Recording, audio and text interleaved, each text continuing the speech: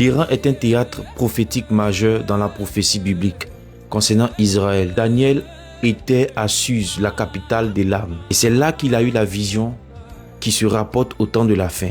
Lorsqu'il a vu le bélier et le bouc. Il s'agissait des Perses et des Mèdes. Et le bouc, l'empire de la Grèce, avec Alexandre le Grand, qui est venu frapper ce bélier et qui est tombé. Après le règne d'Alexandre le Grand, on voit exactement les 4 généraux, notamment dans Daniel chapitre 7, les 4 ailes et les 4 têtes et les 4 vents selon Daniel chapitre 11. Tout cela parle des 4 généraux d'Alexandre le Grand. Prophétie biblique selon Daniel et Apocalypse parle du passé, du présent et du futur. Dans Daniel 7, on voit les Perses et les Mèdes sur l'image de l'emblème de l'ours. Ce même passage, on retrouve dans Daniel chapitre 8, où on parle du bélier. Mais ce bouc naît de l'ouest, est dans d'autres versions, pour frapper le bélier sans toucher le sol. C'est précisé, sans toucher le sol.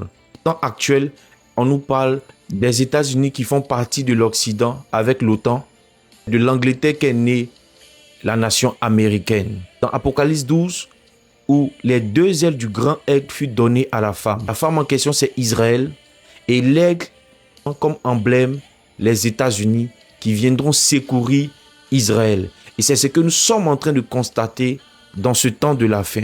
Que sans toucher le sol et à frapper le bélier. L'ours que vous avez vu dans Daniel chapitre 7, il s'agit dans l'histoire des Perses et des Mèdes. C'est le territoire de l'Iran.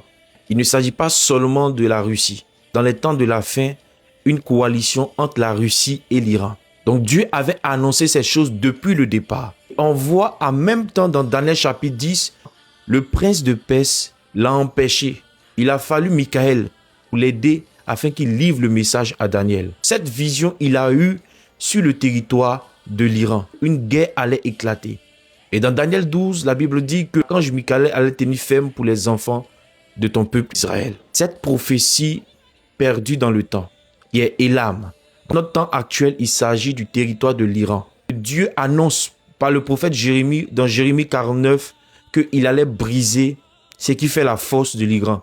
L'Arc, l'image des missiles balistiques avec les drones kamikazes, les armes nucléaires qu'ils veulent avoir en possession afin de pouvoir se défendre. Ils ont à cœur d'exterminer le peuple d'Israël. Une menace concernant Israël. Mais Dieu tient à son peuple, à son alliance. Dans Jérémie 49, le Seigneur a été clair.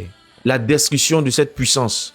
Et après quoi viendra le réveil spirituel. Dans Daniel chapitre 8, on voit les successions des empires jusqu'au moment où l'Antichrist allait surgir. Voici, je briserai l'arc de l'âme, leur principale puissance. Donc ils sont une puissance militaire. Je ferai venir contre Élam, c'est-à-dire ma furieuse colère. Le Seigneur annonce qu'il allait juger, n'est-ce pas, cette nation, il va les disperser. Et ensuite viendra le réveil de cette nation. Verset 38, il dit ceci, il arrivera qu'au dernier jour, je ramènerai les captifs de l'âme. Donc on voit que le Seigneur va briser l'orgueil de l'Iran. Et va ramener maintenant les captifs. Donc cette guerre, ça sera une blessure pour les États-Unis, mais aussi une destruction pour l'Iran. Un réveil, un temps de réveil. Suivez les actualités. Daniel 7, Daniel 8, Daniel 10, Daniel 11, nous parlons de l'Iran. Une guerre qui allait éclater entre l'Iran, Israël et les États-Unis.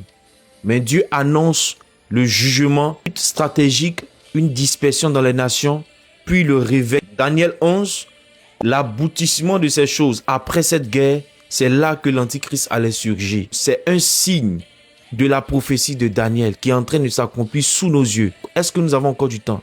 Il ne nous reste pas beaucoup de temps. Préparez le chemin du Seigneur, l'époux. Jésus arrive à grande vitesse.